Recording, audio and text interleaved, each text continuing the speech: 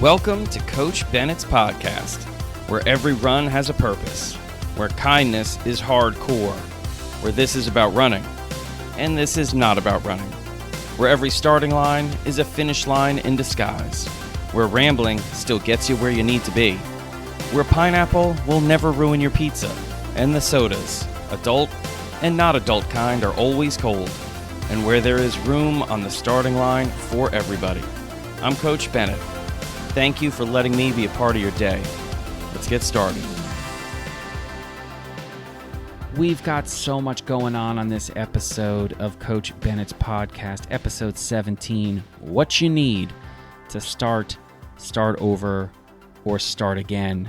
That's right, we're going to dive into what you need to get across that starting line, whether it's for the first time or whether you need to get back over the starting line after some time away, or you need to refresh or reset your running and start in a new way. So we're going to go through all of that. The mailbag is back, everybody. So we've got a great mailbag. Keep those letters coming in. Swing by today.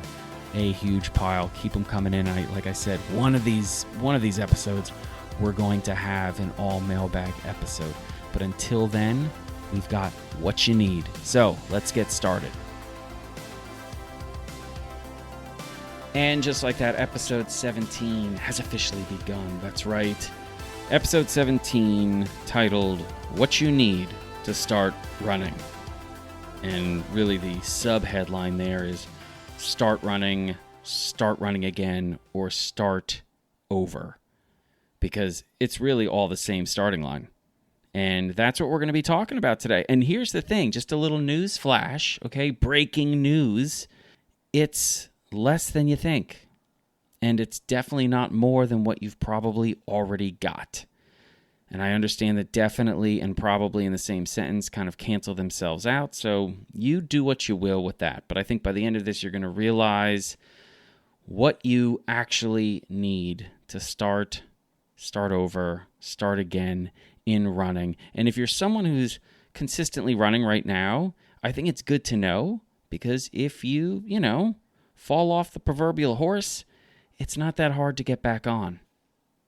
And if you know someone who's been away from the sport or has never been a part of the sport, they've only been apart from the sport, or someone who's just at their wits' end with what's going on in the sport and they need a reset, a refresh, a rebirth in this sport of running, well, you're going to either point them in the direction of episode 17, or you're just going to relay the wisdom. You're going to take the baton that I'm handing off to you, and you're going to give it to that individual, that teammate, that friend, that family member, that colleague, that person you care enough about to say, hey, guess what? I've got some info that might be able to help you. Because I'll tell you what, there are way more people that are nervous about getting to the starting line than there are people on the starting line crossing it, okay? I would love for the world to just be full of runners running, but it's really more full, by far, of runners not running. Because as far as I'm concerned, everyone is meant to be a runner. They're just running or they're not running. That's it. That's the only difference. So let's get as many people to the starting line and over the starting line as possible. And that's the inspiration for this podcast. Well, that, and there's a great song by one of my favorite bands, In Excess, the great Aussie band from down under, from Australia. Shout out to all of you that listen to the podcast in Australia, because I'll tell you what, the second most popular listening city is a city in Australia. That's right. I can't remember if it's Melbourne or Sydney, but it's one of them is number 2, which is wild. And I think Sydney has like 3 of the top 10 most popular cities of listeners for Coach Bennett's podcast. So shout out to you, Australia, right? And I've never been there, and I want to visit. I really do. And I really should, because I've only heard great things about it. But that's for another time. Maybe I'll get some invites in the mailbag after this episode. But there's a great song by NXS called What You Need, which if you've never heard the song, oh, well, That may be the first gift of this podcast, is now you've got your new favorite song, because it is a fantastic song. And there's also, this is probably going to be a little bit harder to find, there is a live version from when they played, I want to say in LA, maybe in the Hollywood Bowl. This would have been back in the late 80s, maybe mid 80s, because I think it was before the album Kick came out, where they ended the concert with this version of What You Need that was so good. And I have to digress back into the actual episode that we're doing, but What You Need almost deserves its own episode. It is a really, really great song, and it came out on the album, I believe it's Shabu Shaba, which came out before the big album that kind of broke INXS globally, which was Kick. So there's your music lesson for the podcast. I can't commit right now, since it's early, that it'll be the only music lesson, but I always want to get in at least one music lesson. So let's get into episode 17's heart and soul, which is what you need to start running again, or start over in running. And I'm going to start with not what would probably be number one Family Feud style. Okay, that first most popular answer, because I'm going to guess the most popular answer is going to be someone saying, a good pair of shoes.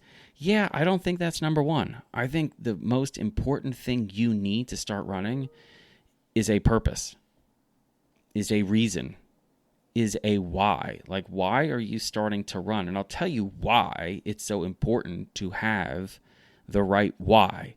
Because most people that start running, especially as adults, start running pretty much for only the wrong reasons.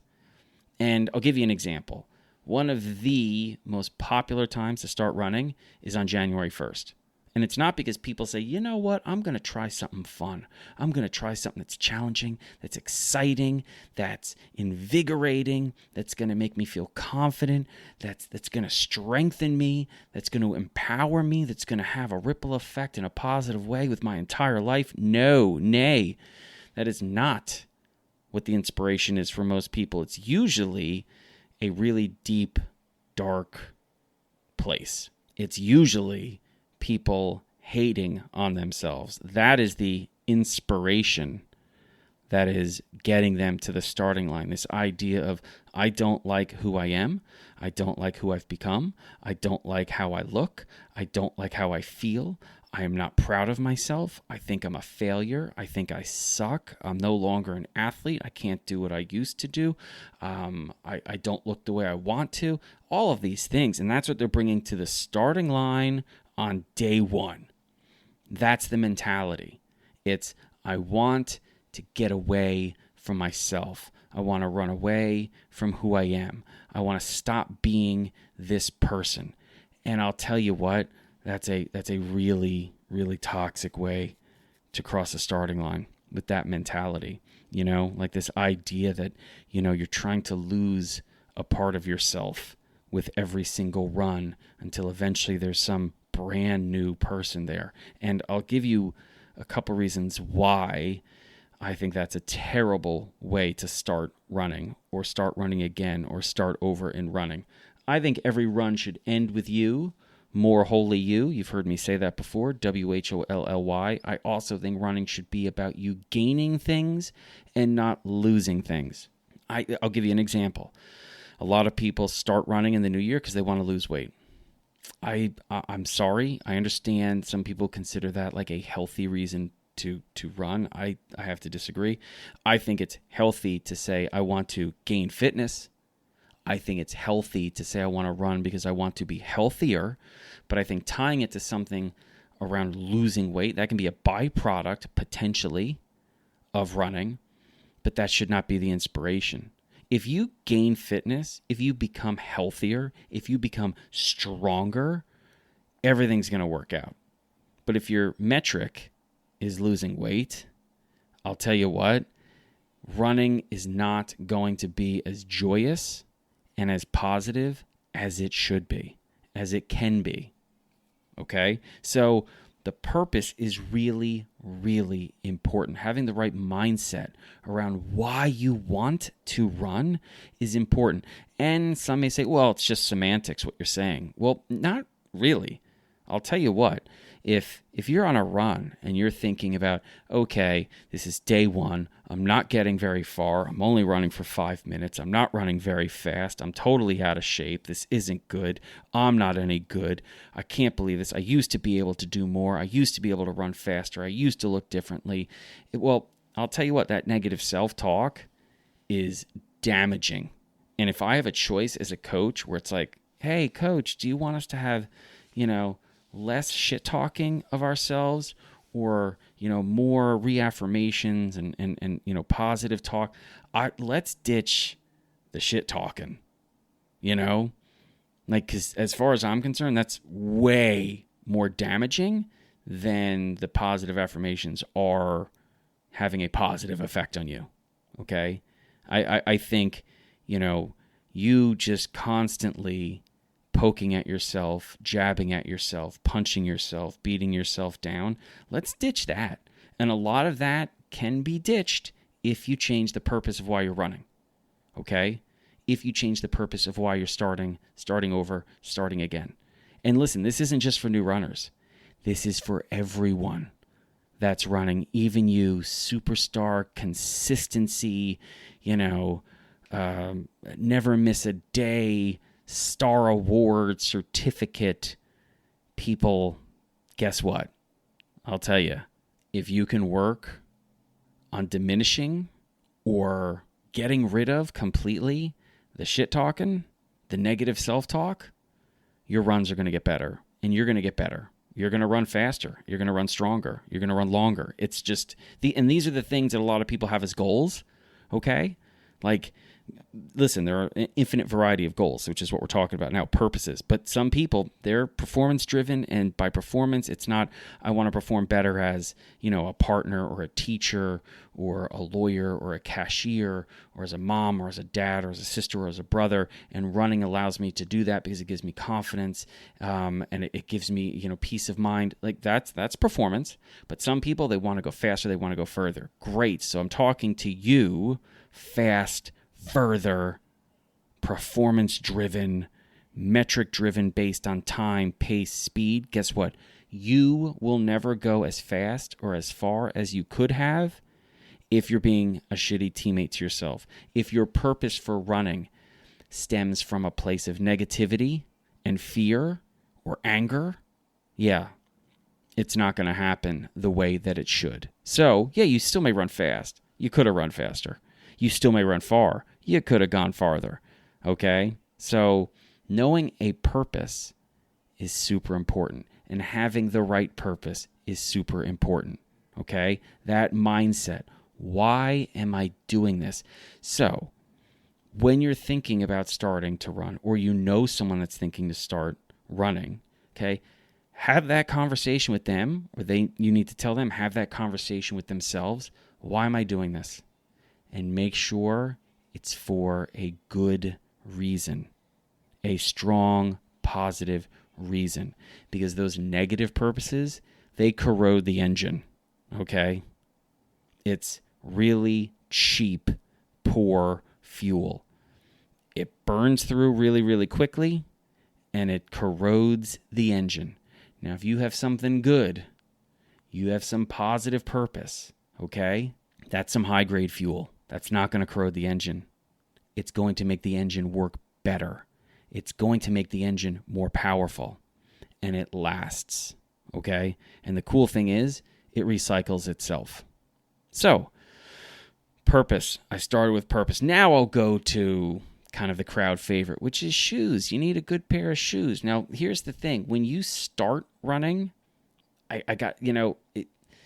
you don't have to have the greatest shoes in the world to start running, okay? The more you run, the more important the shoes become, okay? Which is why, the assumption usually is, well, you need a good pair of shoes, because I'll tell you what, it's coming from a good place. It's, somebody like me, I assume that if you're doing this the right way for the right reasons, you're going to want to run more. And the more you run, the more you need shoes that are right for you.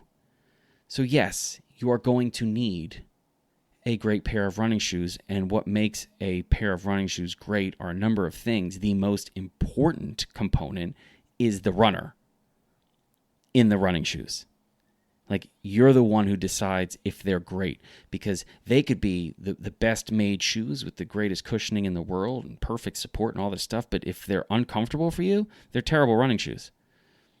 The shoes have to be comfortable for you, because what you want is to forget about the shoes on the run. You want to basically take the shoes for granted. Okay? I know it sounds weird, but I'm terrible at testing shoes. Terrible. Because if I really like the shoes, I have nothing to say because I forget. Like, I go for the run and I know I'm supposed to be thinking about the shoes, but if the shoes are doing their job, I forget that I'm wearing them. I do my run. To be honest, one of the last things I want to be thinking about on a run are the shoes. Because if I'm thinking about the shoes, it means that there's something about them that's sticking out to me, like, oh, that feels very, very different. I want to run. I just want to run. So if the shoes are comfortable, I forget I'm wearing them.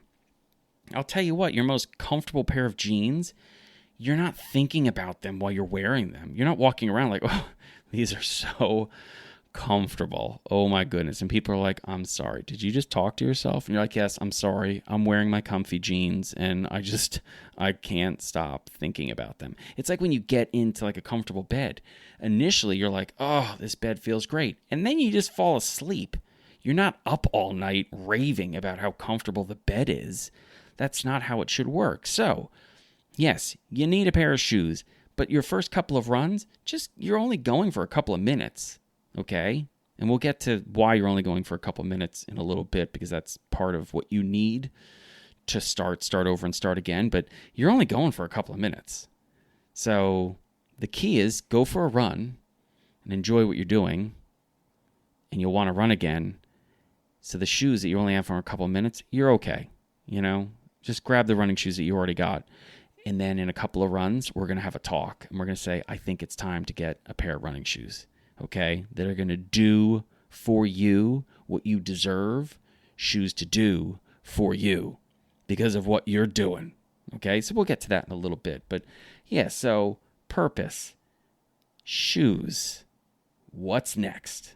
All right, a watch of some kind, okay? And listen, not because of the metrics, not because I'm saying you have to run this amount of time, but I'll tell you this, a watch tells time, and I think early on, you should be running for time and not distance, okay? So that's one thing. Just from my philosophy, I think you should be running for time and not distance, and here's why. Because I can tell anyone who's brand new to go run for 5 minutes. And guess what? They're done in 5 minutes. But if I tell everyone to go and start by running 1.5K, well, some people are back in 7 minutes. Some people are back in 10 minutes. Some people are back in 12 minutes. Some people are back in 15 minutes. So who did more? Well, everyone did the same distance, but duration-wise, not everyone did the same. And that's where things can get funky early on. So for me as a coach, it's much better knowing, okay, I'm limiting everyone to the same duration, or I'm asking everyone to challenge themselves with the same duration.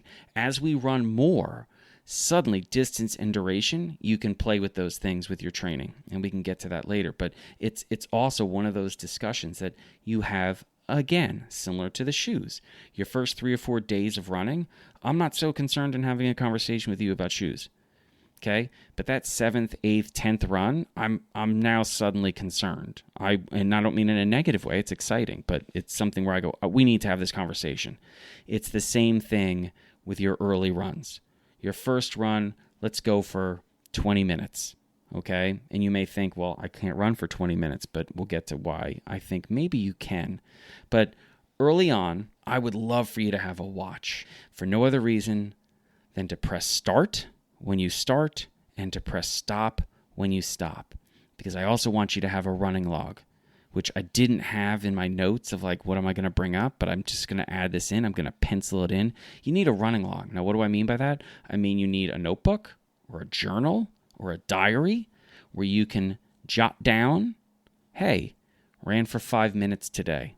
And you'll probably want to write, that's not much, but you're not going to. You're going to say that's 5 minutes more than yesterday, which is 300 seconds more than yesterday, which is a lot more than yesterday. I'm excited about tomorrow.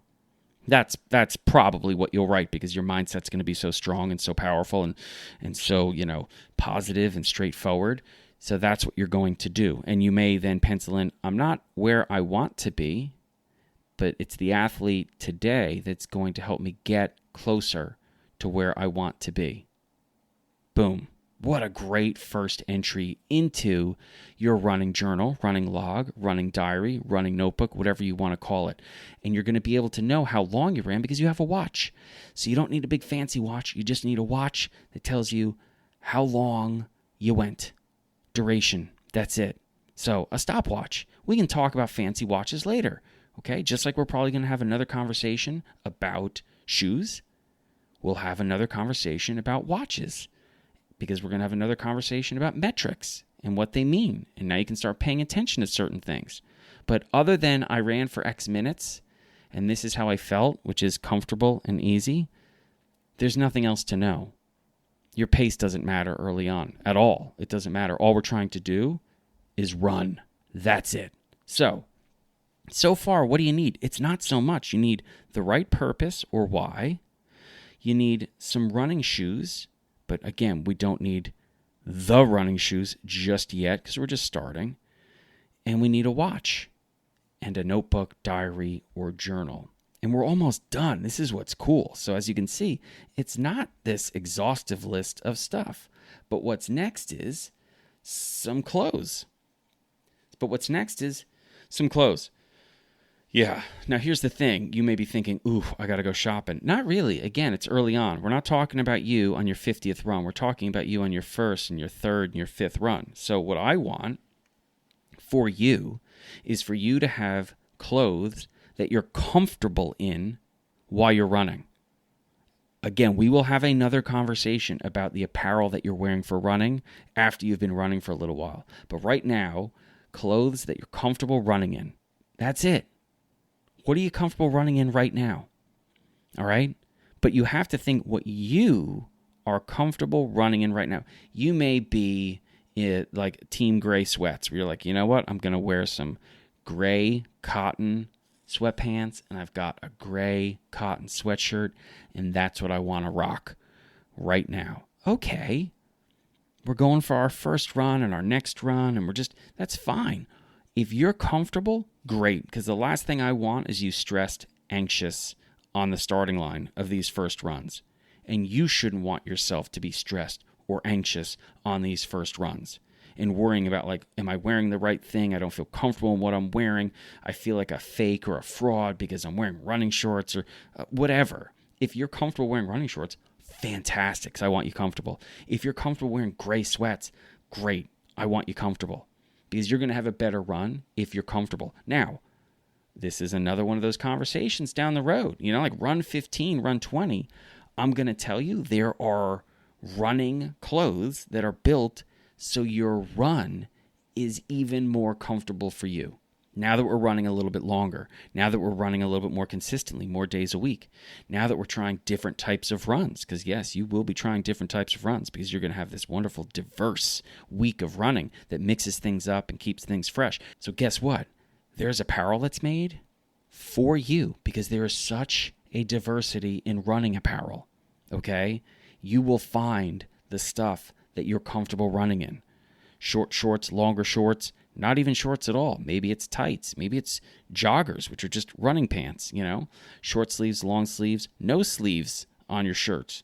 Jog bras, zip ups, half zips, full zips, hoodies, crews. It doesn't matter. You're going to find what you're comfortable running in that also is built to make your run more comfortable. So there's two components to this. Are you comfortable? And is the apparel doing its job? Because, you've heard me say every run has a purpose. Well, every piece of apparel, running apparel, has a purpose too. And the purpose is to make your run more comfortable for you. That's right. So you're going to find that maybe there's a shift in the clothes early on that you were comfortable running in. Well, now it's let's find the clothes that you're comfortable running in that also make the run more comfortable. Okay? So, two parts of that conversation. Early on, when you're starting, you just want to be running in the clothes that you're comfortable running in, and then we'll have that follow-up conversation and start finding clothes that are also making the run better while the runner's getting better. Okay? All right, we're getting close to the finish line here. All right? So here's another one. And I got a couple slashes through here. So I have like community / teammates / support staff. Okay? We all need this. All right? We all need it. And it's out there. Our people are out there. And this is why we need it. I think it may be the single most important aspect outside of knowing what you're doing in terms of how you're going to be consistently successful. And by consistently successful, I mean keep coming back to the starting line. To me, that's the baseline for success in running. Do you keep coming back to the starting line? Because you want to. Because you know on the other side of that starting line, there's the potential to be extraordinary. There's the potential to end better.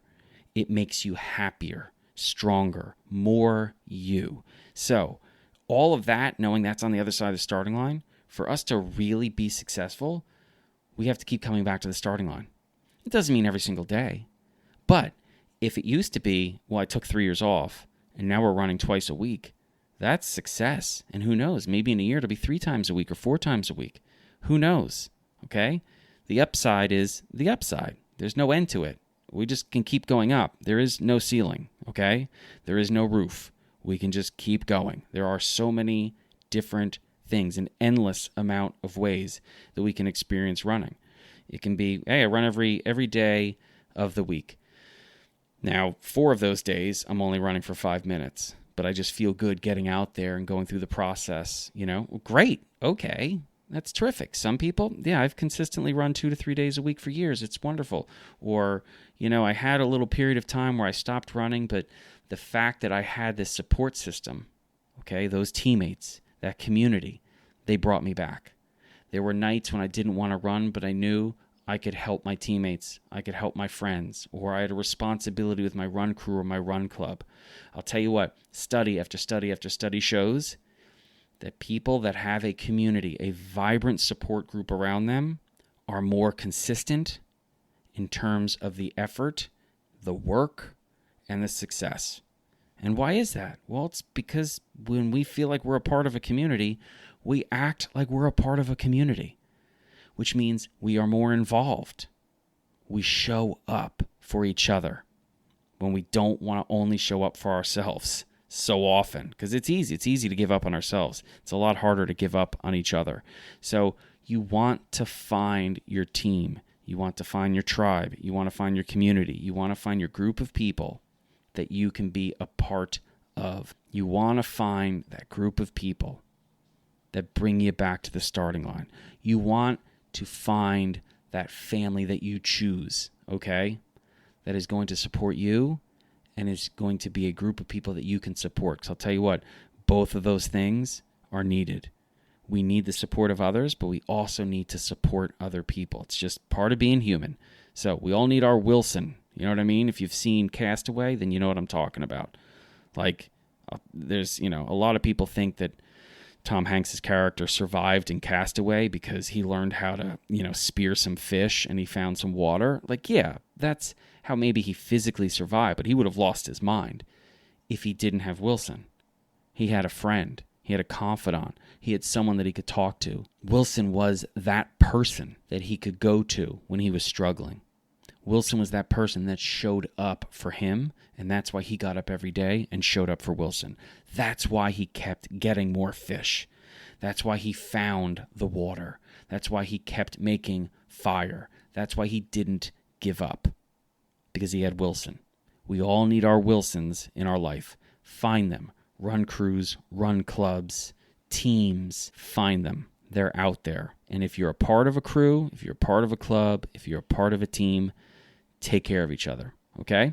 Okay, the next one is obviously important to me for obvious reasons.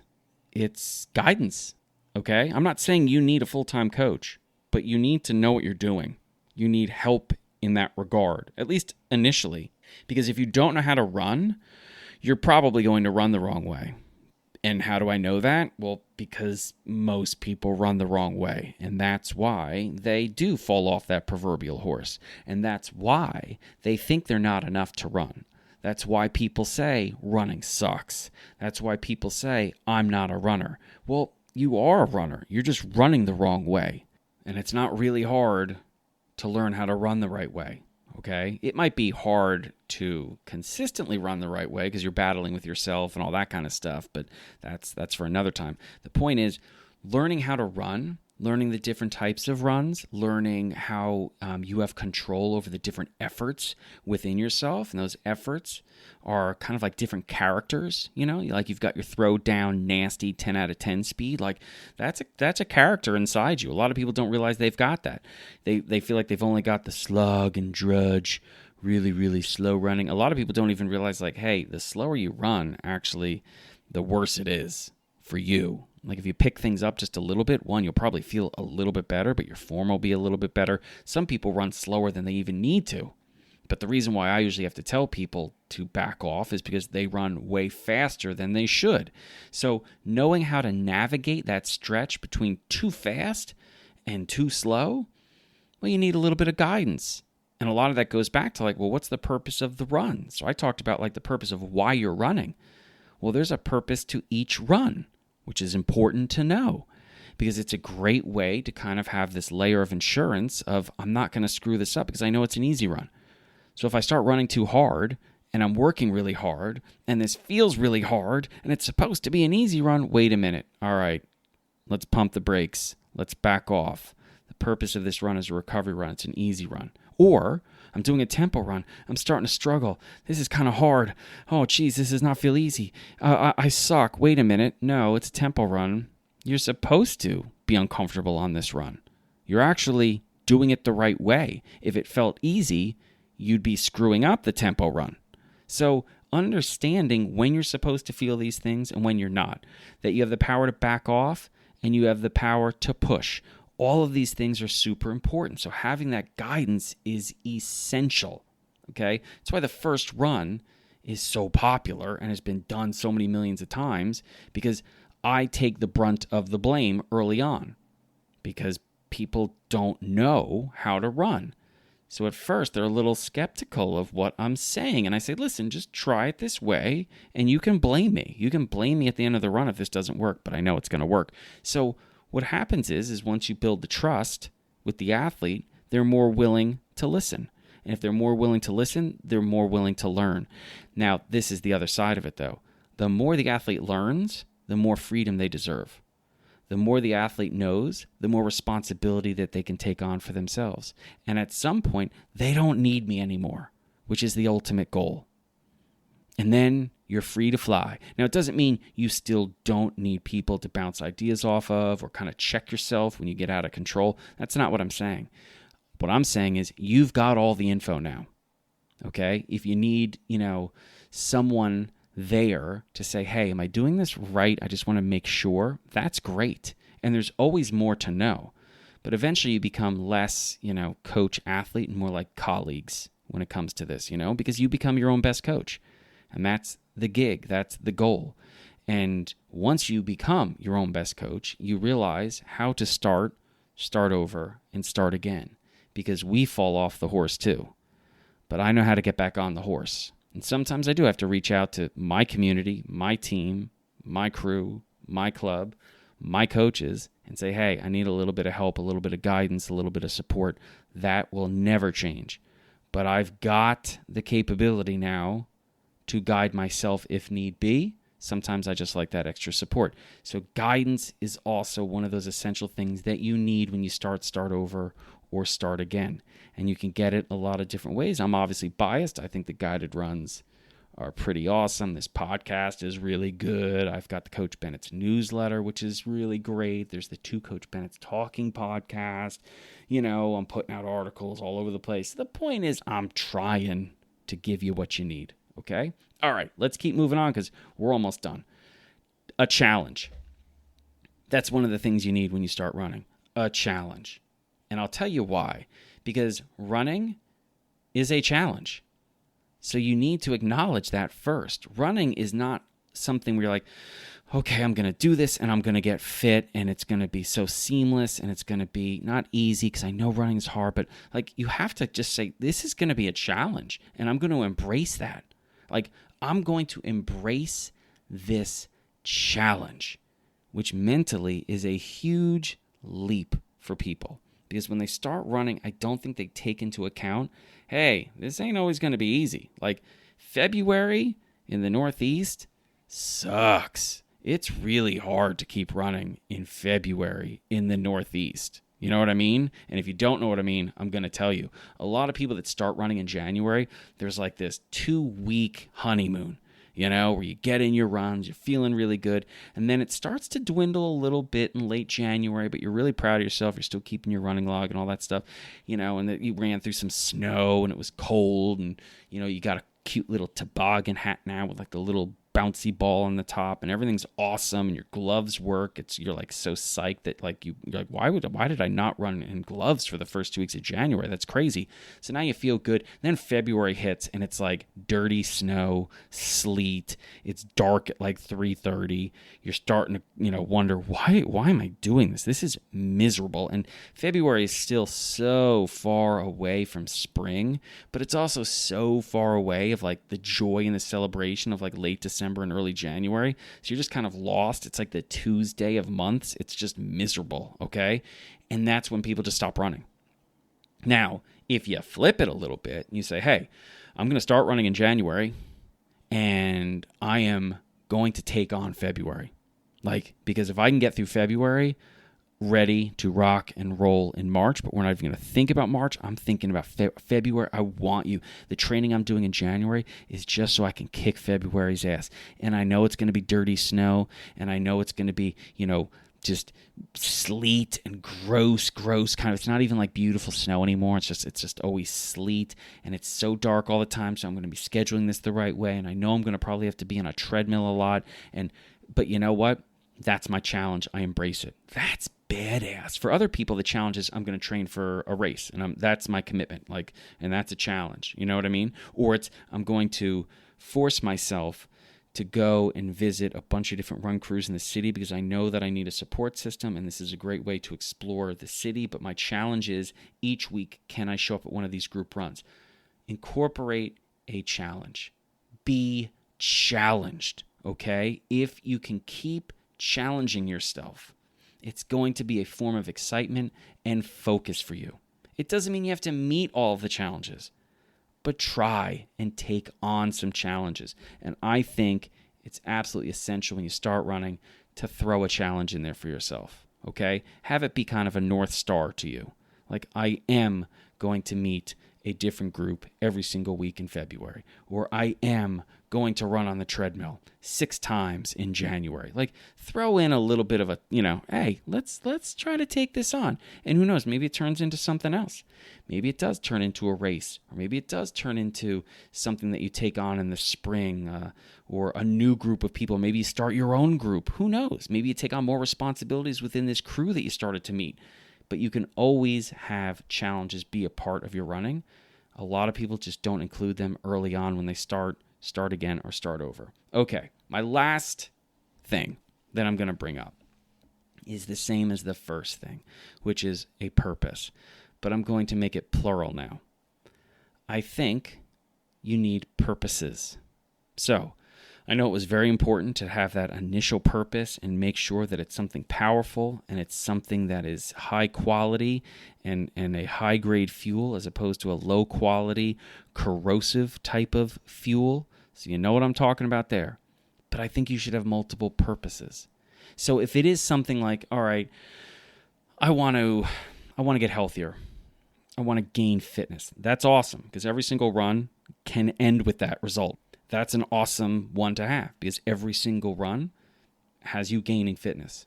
But maybe also include a couple other purposes. Like, I want my runs to help me deal with stress in my life.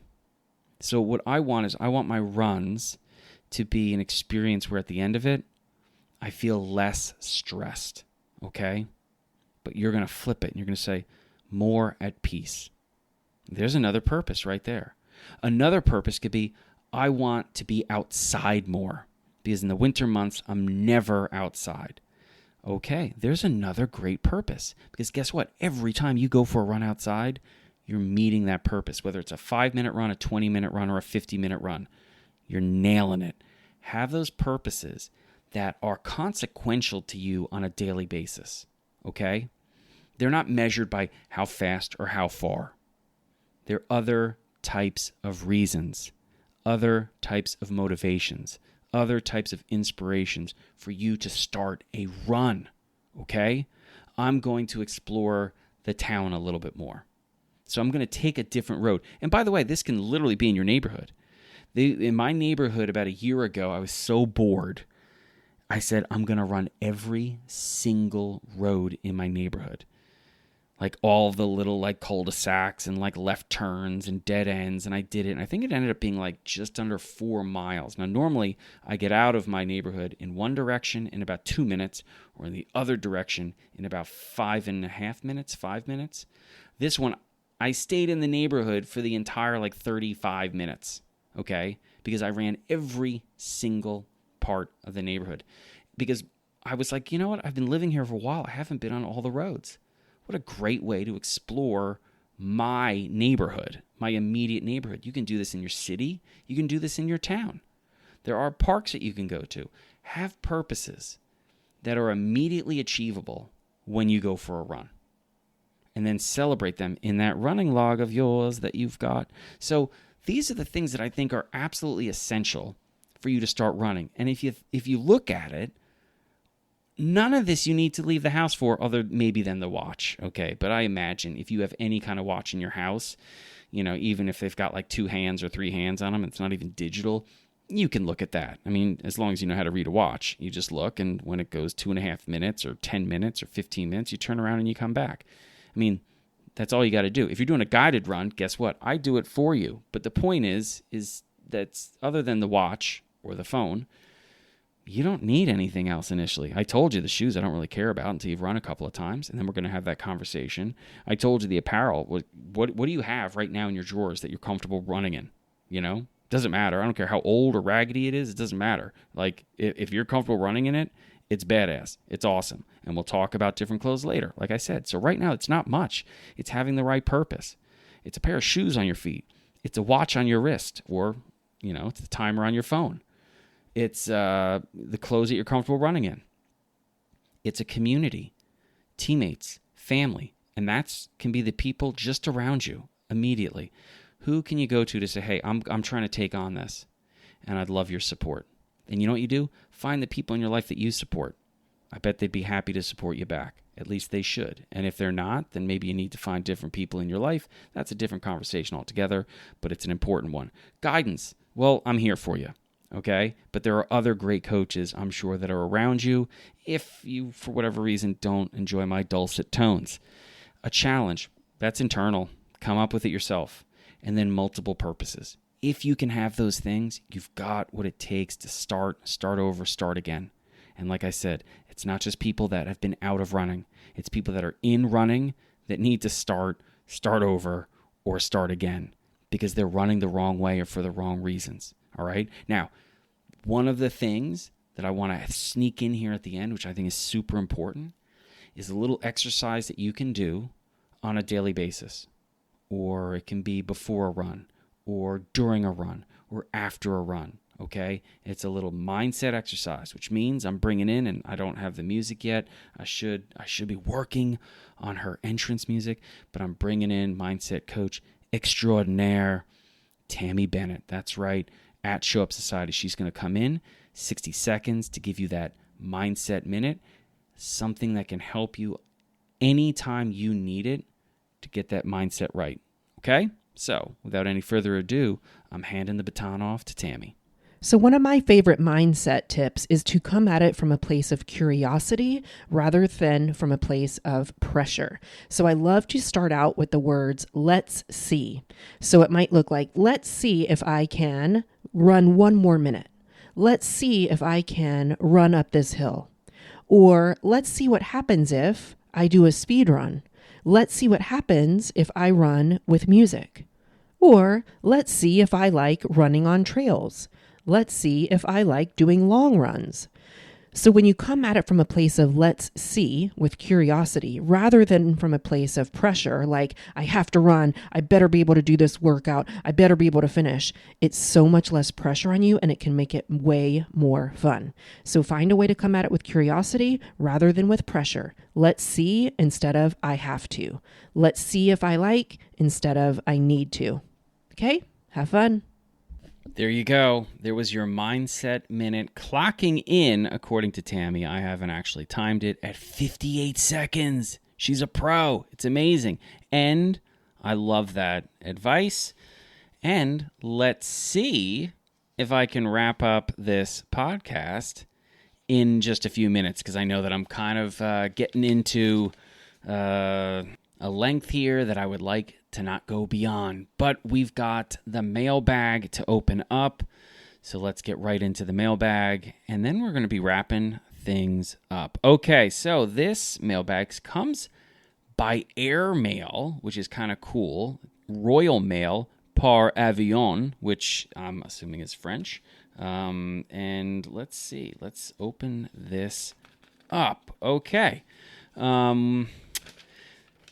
This is from Matt from Essex in the UK. And he writes, "Hi, Coach. There's a question and a thank you. I'll start with the question. What's the best way to break in a new pair of running shoes? Great question. I like to break in a new pair of running shoes by just walking around in them. So that's what I do. Usually I'll walk right out of the store with them on just to start breaking them in. And I know a lot of people get very precious about their new running shoes and they try to keep them clean as long as they can. I don't do that. You know, a clean pair of running shoes mean an unused pair of running shoes as far as I'm concerned. So I like to just rip the Band-Aid off. Like, we're going to get these bad boys dirty. Let's just get them dirty. So let me put my old running shoes in the box, unless the store has a place where you can recycle those running shoes. Okay, so give them back to be recycled. But if not, and you're going to use them for other things like walking around and stuff like that, great. Put them in the box, walk out with your running shoes, break them in by walking around in them. That's what I would do. And you don't have to do it for very long. 2 hours of walking around, they're ready to be running. Okay, you don't need to go through this process of like a week of breaking it in. You know, just walk around in them for a little while, and they are good to roll. All right, and here's the thank you. This is what Matt has in the rest of the letter. You may or may not remember because it was a while ago now, but I sent you a message on Instagram back in November 2022. I told you that my wife had just had a spinal injury and at that time was paralyzed. I was a mess and felt guilty about running because the person I love the most in the world couldn't even stand. And you replied. You took the time to offer me advice, and you may not have known it. Comfort me. My wife is now walking and determined to run again. I couldn't be prouder of her, and I couldn't be more thankful to you. Running makes me happy. You got me running again. You gave me some happiness in a very dark time. So thank you. Take care of yourself, and cheers to you, Matt. P.S. When are you coming to the UK? I owe you a tasty pint. Well, Matt, you don't owe me anything, especially after sharing that kick-ass letter. Please know how much it means to get a letter like that, and I hope you know that you're a great teammate and partner to your badass, kick-ass wife, and let her know she's crushing it. She is doing awesome. That is so, so great. And when she's ready, maybe we can share a starting line all together. That is amazing, inspiring, and awesome. Thank you so much for the letter. And I really, really appreciate it. Maybe I'll get you a tasty pint, all right? Or at least the first round. Maybe you can get the second round. First round's on me. All right, everybody. That is episode 17. I hope you enjoyed it. I hope it helped. I hope that this time we spent together was worth your while, because I know how important it is to respect your time. So I will ramble no more. I'm going to be signing off. So thanks again, and until next time, take care of yourself, take care of each other, and I will meet you on another starting line. Thank you so much for listening to Coach Bennett's podcast today. And if you're not already following or subscribed to the podcast on whatever platform you're listening, well, I really wish you would because it helps a lot. Also, check out the show notes because you'll find a link to Coach Bennett's newsletter, as well as all the social media sites that I'm on. Places like Threads and Facebook and Instagram and Mastodon and YouTube, and even the artist formerly known as Twitter, whatever that dumpster fire is called today. You'll find a link to it because I'm on there. Thank you so much again for listening, and until next time, take care of yourself.